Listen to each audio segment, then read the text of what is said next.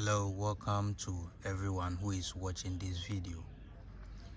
This video particularly goes to anybody who has eyesight or vision problem. It can be glaucoma or any other sort of vision or eyesight problem. But this video is helpful for people who are over the age of 50 years and wants to restore their vision. But however, if you are still below the age of 50, it will help you a lot. So what will you need? This is cucumber. You soak the cucumber inside a sea salt that has been mixed with water. Then you cut the cucumber into half. Any size of cucumber will do. Just cut it into half and cut the remaining half. You are just going to use only half of the cucumber.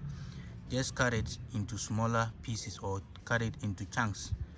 Put it into the water you've mixed with a pinch of sea salt and let it sit there for about 2 minutes. After 2 minutes, just remove your cucumber. And now you also get 1 carrot. Okay, just cut the carrot also into chunks. Put them in a blender, then you blend.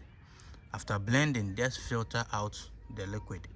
Okay, or best still, you can choose not to filter, then you drink it every morning before your breakfast. Okay, the secret is drink it before any meal in the morning.